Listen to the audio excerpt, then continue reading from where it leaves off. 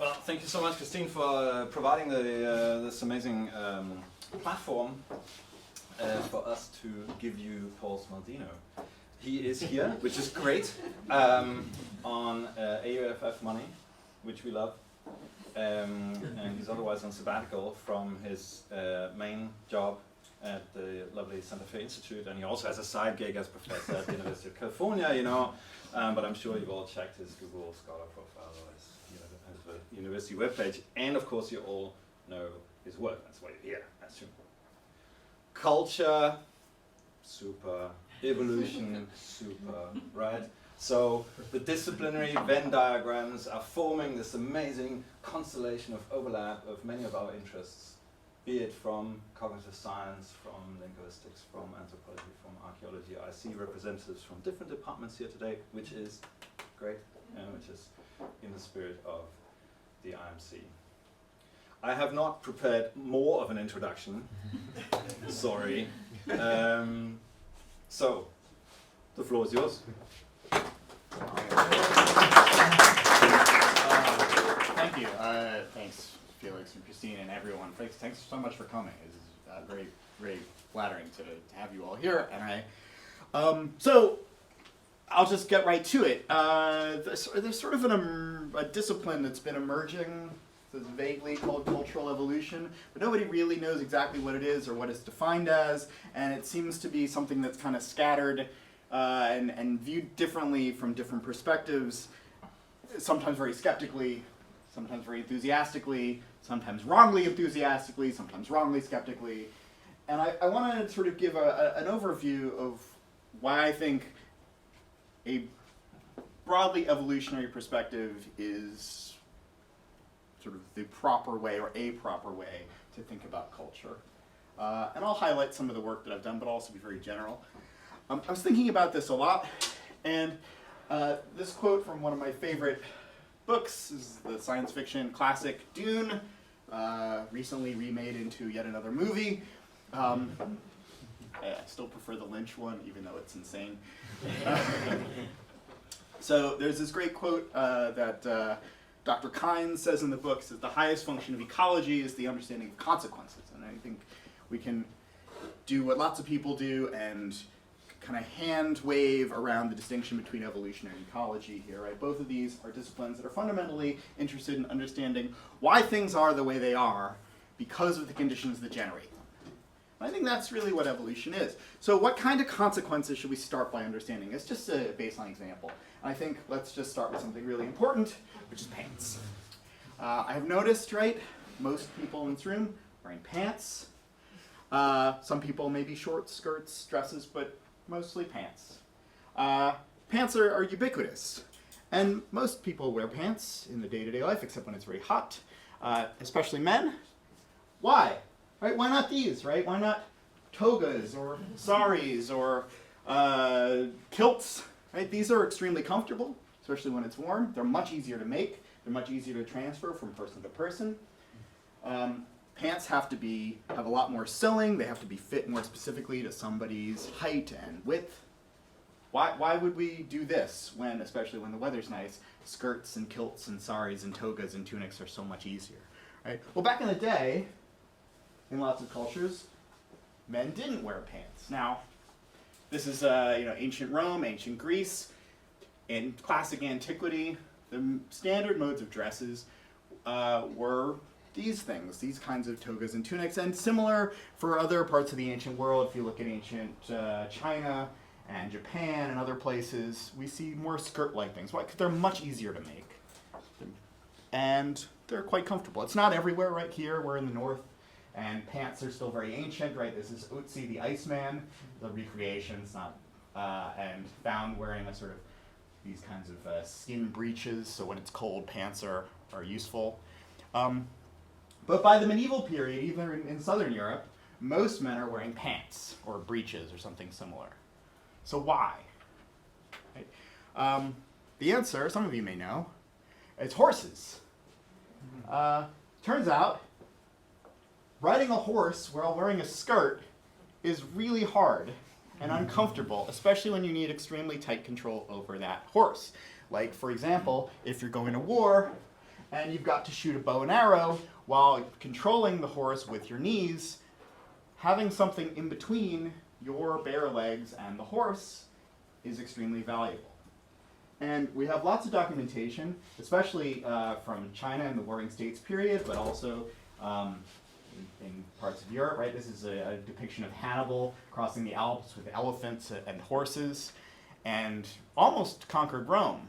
And it's really only when the horse-riding Numidorians, I think they're called, sort of switched their allegiances from Hannibal to Rome, did the Romans manage to repel Hannibal, right? And in the Warring States period, in ancient China, you have the Mongols on the steppes riding horses, and it was only the kingdom of Qin and a couple others who managed to adopt horseback riding, and therefore the wearing of pants, switching from sort of skirt-like things to pants, did they manage to be the dominant force in unifying China, right? So this is sort of the history of pants. We can think about pants as also, I think, the most objectively funny word in the English language, so I enjoy the chance to say pants a lot. All right, so we can think about this thing, is a very simplistic model as an evolutionary dynamic. So we have a population of people. There's our pants-wearing population. They have the trait of non-pants wearing. Let's say these are togas. And all of a sudden, the ecology changes and we have an invasion of pants-wearing individuals.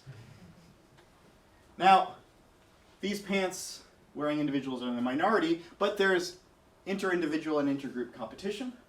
And over time, competition between groups is driven by, among other things, warfare. Success in warfare is determined by the ability to control horses. The ability to control horses is substantially improved by the adoption of pants. And so we have selective transmission through strategic adoption by saying, hey, we should do what they're doing, otherwise we're going to get killed. Or conquest. Oh no, I was killed by someone wearing pants. So over time, we get gradually more and more people wearing pants, fewer and fewer people wearing togas, and overall, we get, do I need to? Yeah, thanks. We get the cultural evolution of pants. And now here we are, all wearing pants, and pants has become stabilized through both norms and status markers, and the fact that pants are now so ubiquitous, it's easier to get pants in the store than to get a kilt in most countries. Maybe not the Scots, but... So this is a sort of simple evolutionary dynamic, and I wanted to bring this up because I just revisited this sort of classic 1973 paper by Theodosius Dobzhansky, right? Nothing in biology makes sense except in the light of evolution. And in this is a great paper. I really recommend reading it. And he talks about how do we understand all the diversity of life, all the different forms of life that we see in the world, where they are, where they don't appear in the world. And so the only thing that makes sense is if we imagine some sort of evolutionary dynamic of different organisms adapting to their niche. So nothing in biology makes sense except in the light of evolution. And people will say, well, nothing in culture and nothing in cognitive science or whatever. But I don't think we actually have to change the word, right? Because biology is the study of living things.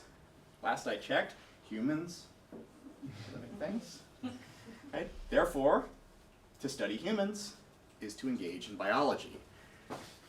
So, therefore nothing, perhaps, about humans makes sense except in light of evolution. And because one of the things that humans do is culture, maybe it makes sense that nothing in culture makes sense except in the light of evolution. I realize this is maybe a contentious claim, especially because evolutionary approaches to human behavior and culture have a fairly mixed reputation. They have this sort of a sullied history, right? We have the history of social Darwinism that was sort of used with a very strong naturalistic fallacy to justify things like eugenics and other racist sort of approaches. This is not what I'm talking about. This is not a proper use, not a logical use, not a scientific use of evolution. And we have sort of the contentiousness of evolutionary psychology, which is on a slightly firmer ground, right? Because humans did in fact evolve, and so our minds, therefore, are at least partly the product of evolution. But these approaches tend to underplay the role of culture, and sometimes we see things like the naturalistic fallacy being used to justify, again, sort of a cutthroat, maybe more libertarian mindset. What I don't mean by evolution is a sort of genetic determinism where everything about us is like controlled in our genes, right? Evolution is about genes, but it's not only about genes. Evolution is in fact a general algorithm that applies to any system that has this very small number of properties, right? You need to have variation in traits among the individual components of the system, and you have to have non-random selection for the propagation or transmission of those traits. And that's it. And anything where that's the case is going to evolve using an evolutionary dynamic. And if we understand the mechanisms of how transmission and selection work, we can therefore, at least in theory, understand the function, the form, and potential future evolution of anything that meets these algorithmic criteria, including aspects of culture. This is not my original idea, right? There's this really neat paper, it's one of his last papers by B.F. Skinner of behavioral psychology fame, right? Wrote this very neat paper in 1981 called Selection by Consequences, where he basically argues that the algorithm, the processes of genetic evolution by natural selection, individual learning by reinforcement, and the evolution of culture are all basically instances of the same dynamic. And I thought this was one of the earliest cases where someone made these analogies quite so crisp and clearly, but I was recently pointed to this earlier paper by George Price, if you know about the Price equation, or George Price also co-invented evolutionary game theory. This is an unpublished paper written around 1971, found in his things and published posthumously in 1995, where he basically says the same thing in much more detail, right? And if anyone knows, understands the principles, the mathematical principles of evolution, it would be George Price. So, how do we think about cultural evolution? Obviously, it's different, and there's a lot of emphasis in the work on cultural evolution on social learning as a primary mechanism for selective transmission. This is good reason, right? This is how cultural phenomena often get transmitted. It's not the only way, but I just want to sort of briefly talk about what this is. I'm going to use this to set up something larger later. But let's just think about this, right? Why do we have our big brains at all? Just as individuals, as vertebrates. Why do all vertebrates have big brains? It's much easier and less costly if we had much smaller brains and just a very small number of limited reaction norms. And that's what microorganisms do. That's what bacteria are. That's what little flatworms are, right? They have a few hundred neurons.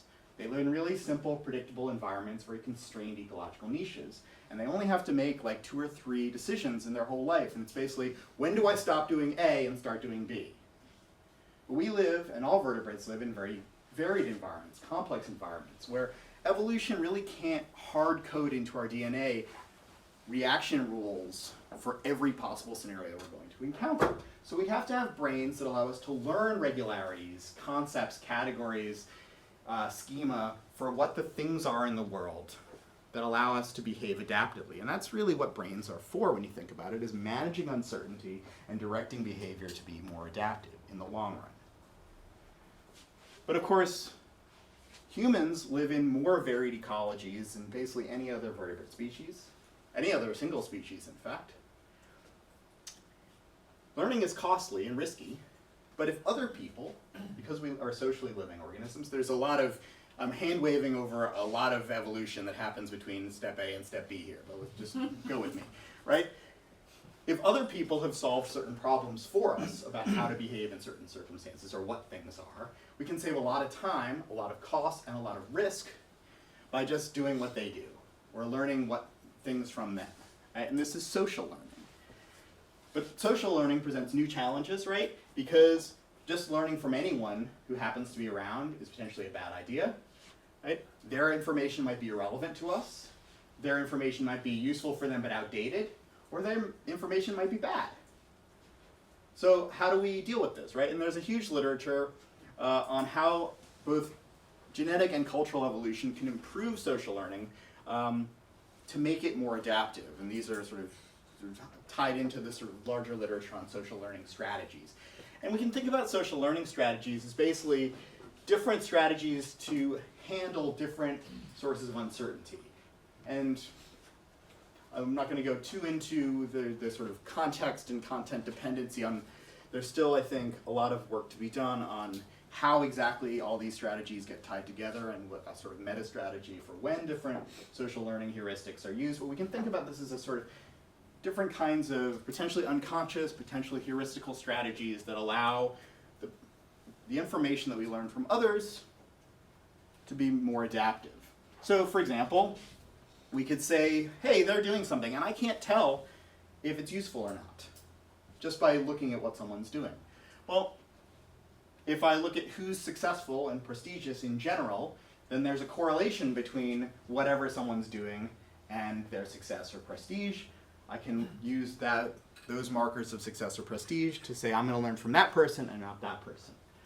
On the other hand, the environment can be rapidly changing, and information that was useful in the past is no longer useful, right? This is definitely true in the world we're living in now, and a lot of those things, people have developed age bias social learning, so it doesn't matter what grandpa was doing, because the world that grandpa grew up in is not the world we live in now. And so I need to be, for certain things, I need to be paying more attention to people who are closer in my own age and what they're doing adaptively.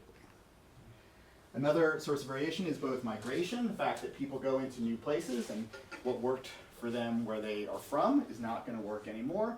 And also just the fact that people there's a lot of different possibilities of behaviors. A lot of the models for these things sort of assume that there's like two things that people can do, A or B, but really like in most circumstances, there's a million things you could do.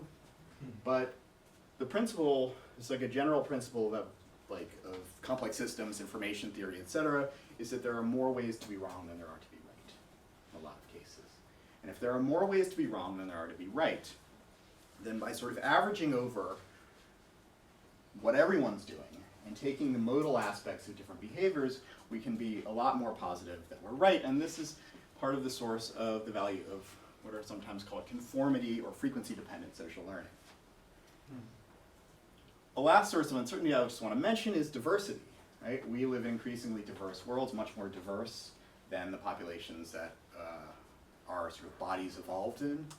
And even in the same location, right, something that works for some kind of person might not work for us. Now, this can be diversity in things that are ancestral, like age and gender and social role, but could also be ethnicity and job and economic class. And so it makes sense that for a lot of cases we might see the evolution of a similarity bias, which has been documented for a lot of cases, right? People are tuned to learn from people who are like them. And in educational systems, this is really well known, right? People who have teachers that are more similar to them, they view as similar. They often get a lot more of that information, trust that information.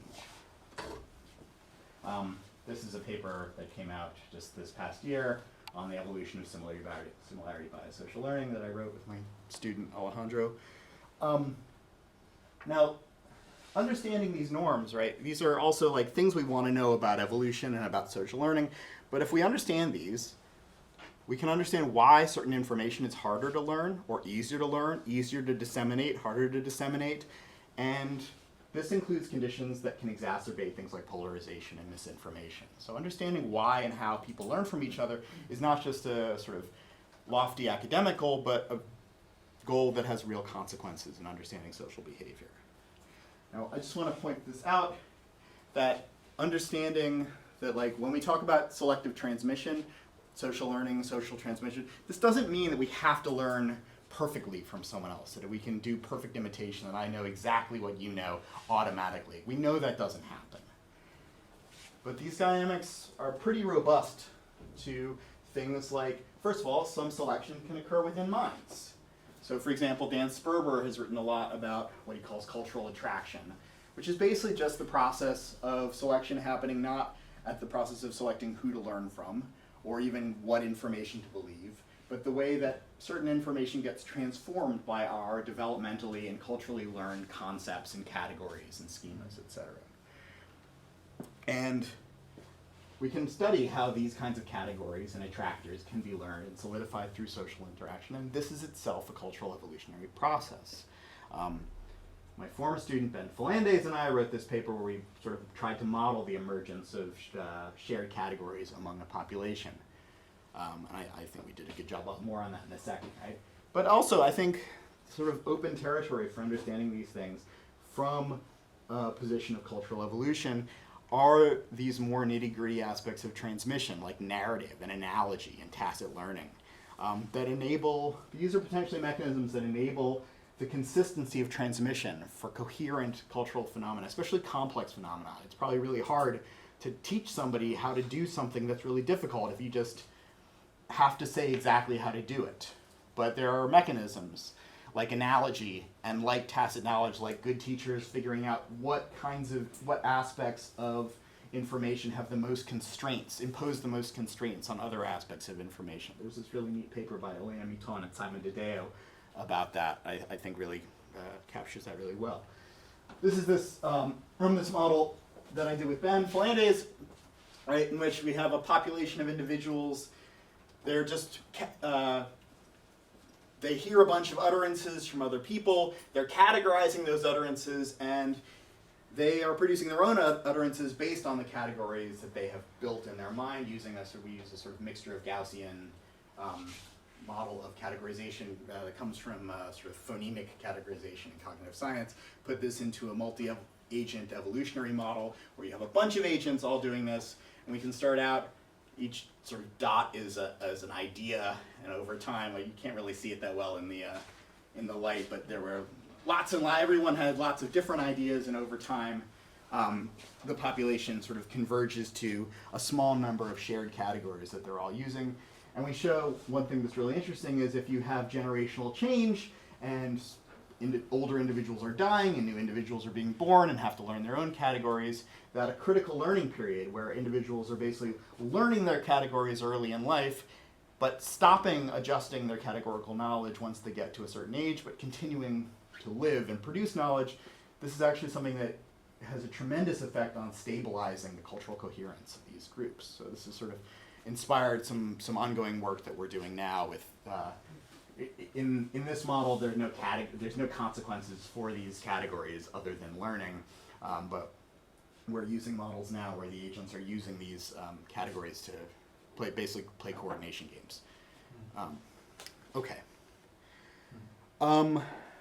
I do just want to briefly mention that this kind of framework can also totally handle things like innovation and novelty. There's quite a lot of work on this, right? Now this is a model that's well known to people in organizational science. This is an NK landscape model. And you say, well, what's evolutionary about that? Well, actually, the NK landscape was invented not by organizational scientists to model complex problem solving, although that's mostly what it's used for now. It was invented by Simon Levin and especially Stuart Kaufman to represent the emergence of rugged fitness landscapes in complex epistatic gene regulatory networks.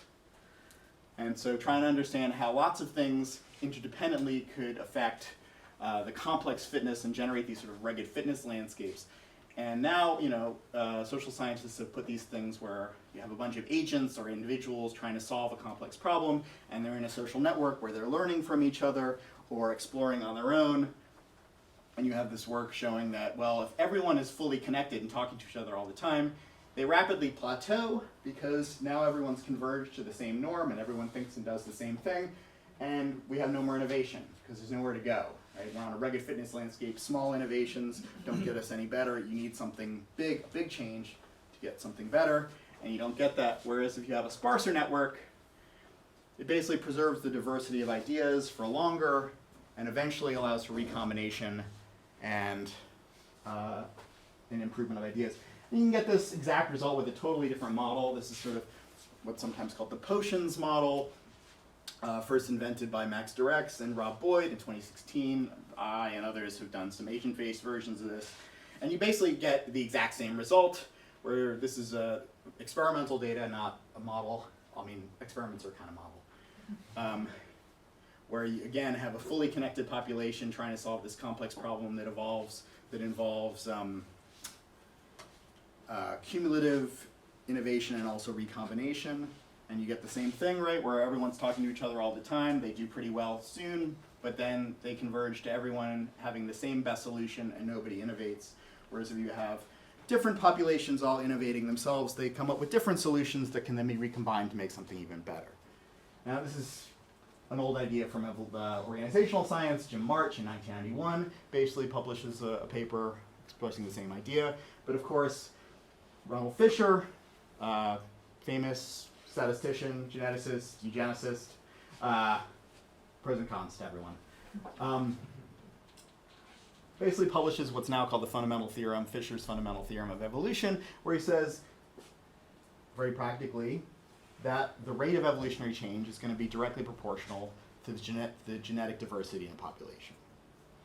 Right? And a group of my students, including IMC alum Mikkel Verling, published this paper last year, sort of reviewing this literature from different disciplines and showing that they're all basically aspects of the same thing, that any mechanism in cooperative collective problem solving that maintains a wider diversity of solutions for longer will, all things equal, come to a better solution. There are different ways to think about selection, right? We live now in hierarchical, top-down, diverse, institutionally organized societies, and so institutional selection is really important. Right? We can use evolutionary thinking to understand how the incentives imposed by social institutions, like academic science, lead to the evolution of different kinds of norms, knowledge, practices, etc. So this is a very cynical paper that Richard McElreath and I published almost a decade ago called The Natural Selection of Bad Science, where we sort of argued that all things equal, a sort of pathological obsession with how many papers people publish is going to lead to practices that are focused generally on producing the most papers published. And that if that's the main thing you're selecting on, what it's going to select for is methods that produce more and more false positives. And so a fixation on publication quantity is going to potentially lead to practices that inflate the false positive rate in the published literature. And we see things like, here's just an example of, this is Jacob Cohen in 1962, arguing that psychologists and social scientists need to really increase the statistical power. This is where he basically invents the concept of statistical power. He says we have to increase the statistical power of our experiments, otherwise we're just not going to know anything.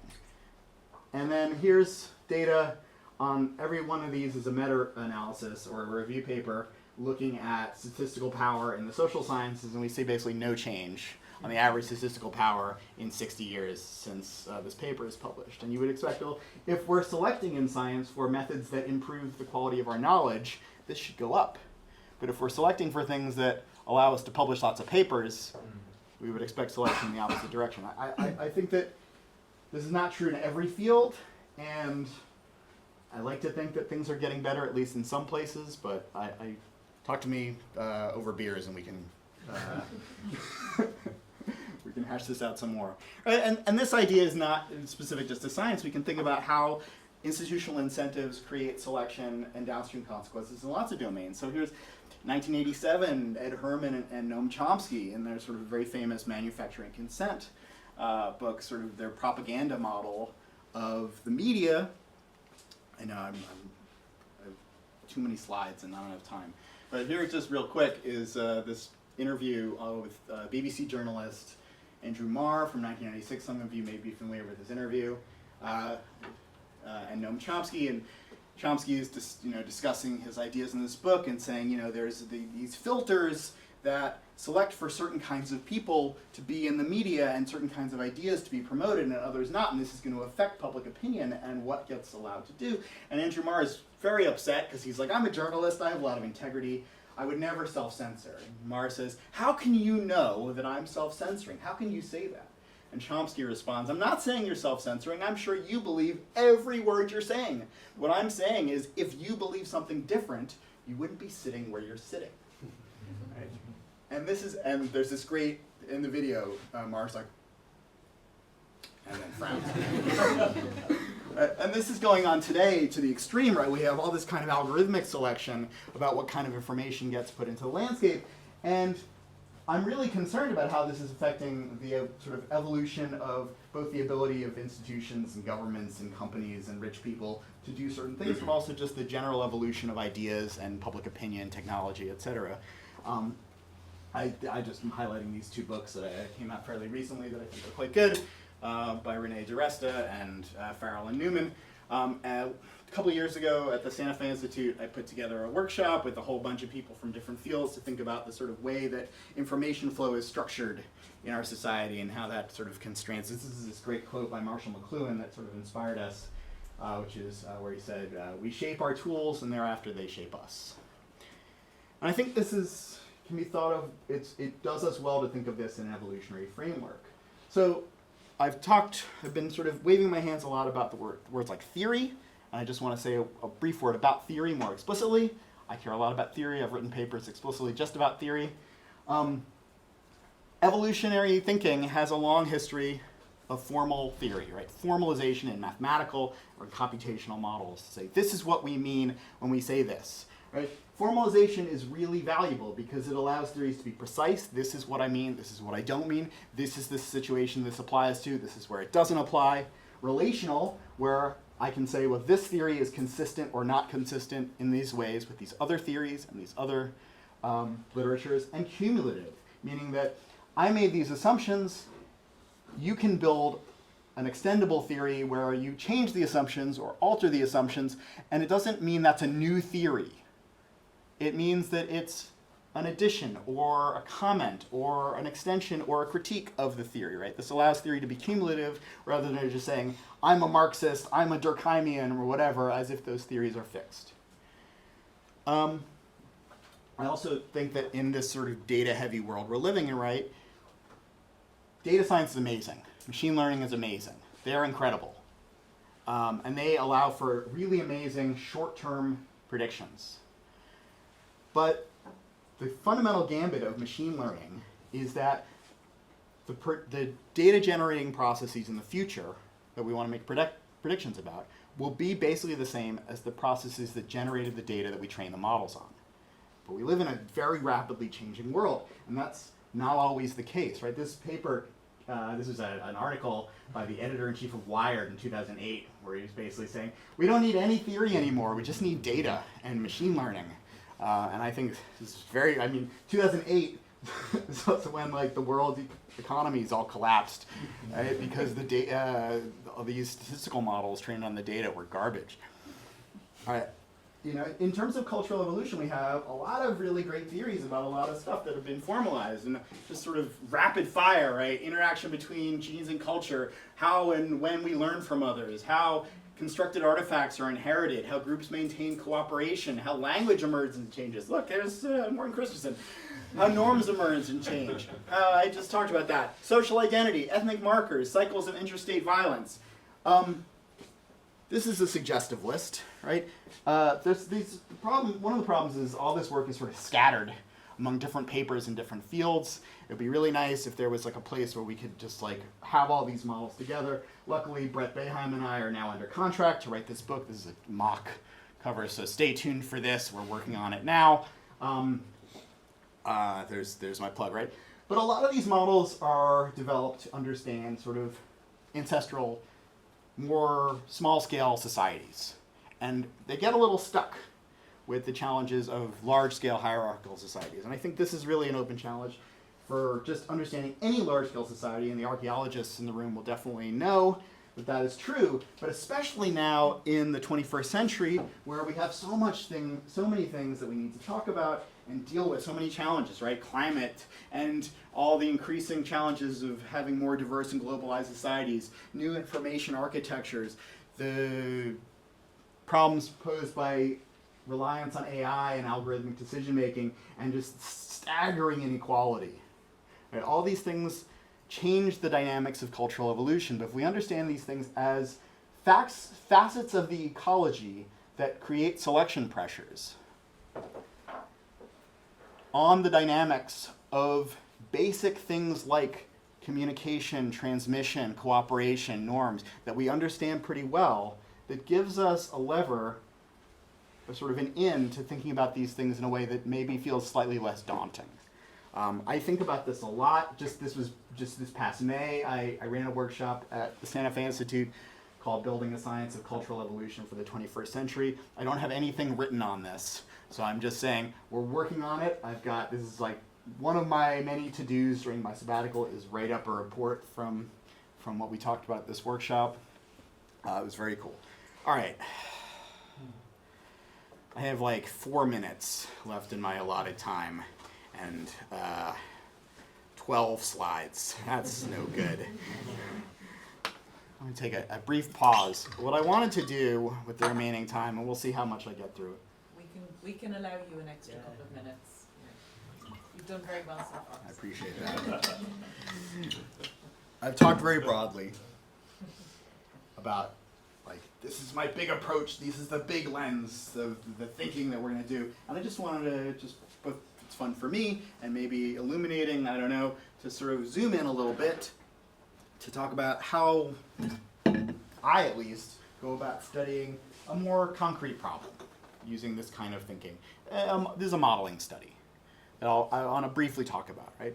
And in this case, talk about risk. So, a lot of decisions are risky. We make risky decisions all the time, right? A lot of risky behaviors are basically gambles. I don't know what's going to happen. I'm going to try to invest, right? Should I go back to school? Should I marry this person? Should we have kids right now? Should we buy this house? Should I move to Switzerland? Right? What should we do? I don't know. It might be good. It might be bad.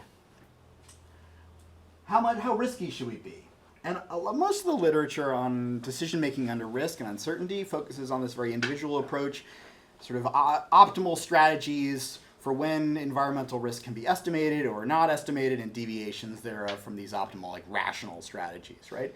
But instead, we're going to take an approach where we consider the evolution of strategies for learning about risk. How we should look, because we learn about risk during development, right?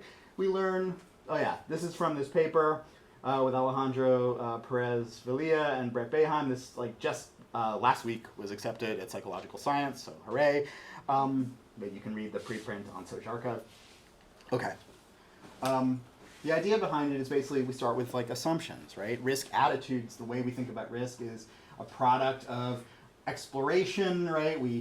Our kids, we learn about the world in this fairly safe environment where we can sample things and learn about what things are like without too many consequences. This says pros and cons for us, but it's generally a good thing, right? We also have what we can call conservative learning from our parents and our elders, doing what they do, right? Is this a scenario where we want to pay attention to what the elders did, our previous generation did, or do we just want to ignore that and explore on our own?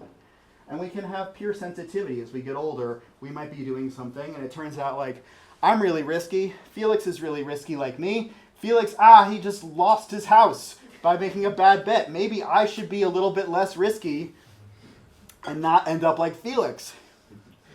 So, we use this model called the Kelly model, or the Kelly criterion, right? This is well known in finance. This is sort of, for example, if you have an all or nothing gamble that pays off with some probability, and you can make lots of these bets over time. Kelly, in 1956, derived an exact equation for the growth maximizing amount you should gamble.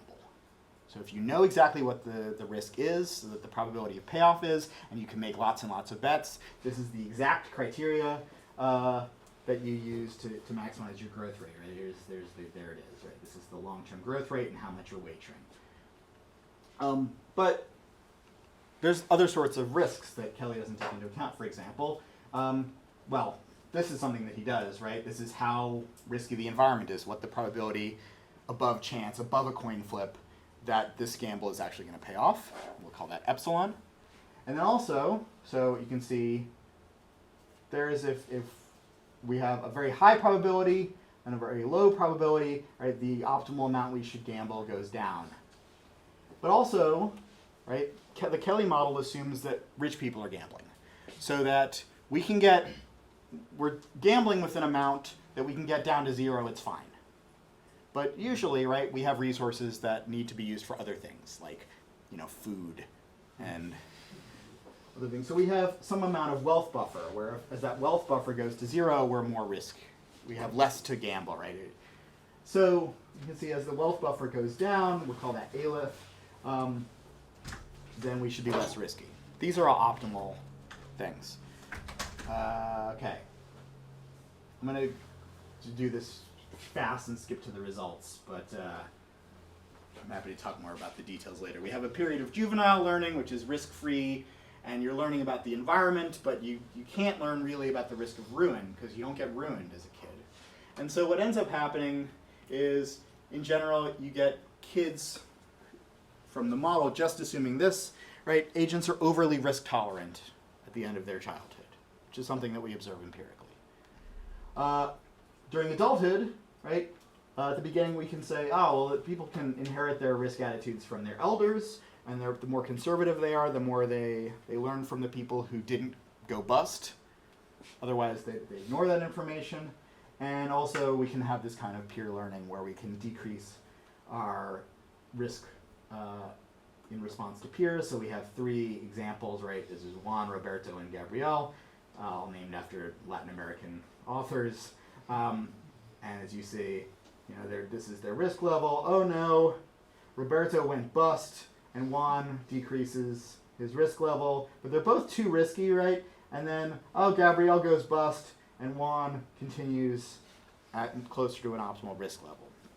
So this is basically how the model works, and what we recover is a few known results and a few predictions. One is just like worse conditions lead to more pessimistic risk behaviors. So that's great. That's basically saying that people do in fact learn things that are in line with the predictions from the optimal behavior. We get things like younger people are overly optimistic, like I said, but elder influence, learning from their elders, attenuates this. So this is the amount of change over adulthood in how risky they are. And if you don't learn from parents, you're too risk positive, and you're overly risky, especially if you're not rich, and you have to grow to be a lot more risk averse, whereas if you learn from elders, you're closer to optimal. On the other hand, wealthy people can afford to be less conservative and more exploratory, especially the very wealthy, right? Wealthy people with a higher wealth buffer, they can focus on maximizing their growth rate, they pay less attention to elders. All right, here's where I think things get interesting. This is where we model a stratified society. And we allow there to be a wealthy class, which has a very high, they're making pretty good gambles, and they have a very high wealth buffer. And we have a working class, or a lower class, or however you want to call it, that these things vary. They can have less. They're in risky environments, and they have less of a wealth buffer. And we also allow different kinds of social learning strategies for vertical transmission to evolve, using both payoff bias and parochial bias, or similarity bias. So this is class similarity. And what we find is that payoff bias works pretty good for rich people, but not for poor people. Right? Why? Right? Well, because people who are really, really successful are often the ones who take a lot of risks and get lucky. And if you have a lot of wealth to risk, that's a great strategy. But if you don't, it's a terrible strategy, right? There's this sort of hagiography, biography of Elon Musk that got published a year or 2 ago, where the author is like, when Elon Musk plays Texas Hold'em poker, he goes in, all in, every time. That's how much of a badass he is. And it's like, this is a terrible strategy for almost anyone, right? What happens if Elon Musk goes bust, right? He just buys more chips. But if you only have the chips you have, it's a terrible strategy, right? On the other hand, we get parochialism, right? So people from the lower classes are going to be paying more attention to class markers, and also at the same time being more conservative. Now, this is an adaptive strategy in a fixed environment. But what happens when environments change? So here we have 3 kinds of individuals, right, with different wealth buffers, right? The blue line is very low. These are poor people with low wealth buffers. The green line, high wealth buffers, right? And this is their median stake over time. They're in a pretty risky environment. Now, at the dashed line, this is a couple generations, what's going to happen is the environment's going to change. It's going to get so much better. And everyone is going to now be in an environment where gambles pay off a lot better. They have a much higher probability. And everyone is going to get a better wealth buffer. Everything's going to be more protected, right? So all of a sudden, right, you go from Florida to Denmark instantly. Right? So what happens? Well, the wealthy people who have evolved much more exploratory strategies, they can adapt very quickly. The poor people who have evolved much more conservative learning strategies adapt much more slowly, which can kind of give the appearance of what we often consider poverty traps. And this is just a fact that sort of the adaptive, probably culturally learned social learning strategies can create nuances in the way that culture evolves to new changes. And this is a kind of idea we're just starting to explore. Okay, that was a lot. So let me just say, the general idea, right, is that evolution is a crucial framework for understanding population level change and stability. I could have talked about this topic for like 6 hours, but I appreciate you bearing with me for 45 minutes or slightly more, right? Evolution can and should be used to study human cultures. Cultural evolution is arguably the most broadly conciliant and predictive theory or theoretical framework that is coherent with the most knowledge about human behavior. That is a claim that I am willing to, again, justify over beers, or defend over beers at least. I still think there's a lot of work to be done, right? It's not like, I'm not trying to pit cultural evolution or evolutionary approaches against other approaches. I think it's more of an integrative thing where we have a lot to learn from each other. And thinking about things as complex systems of dynamical change that are under different kinds of selection pressures and mechanisms for transmission allows that consilience to happen and that interdisciplinary communication to happen. There's a lot of work to be done for understanding how cultural phenomena evolve, especially in the modern world. So I hope we all work on that. All right, that's it. I'm sorry for going over time. Thank you.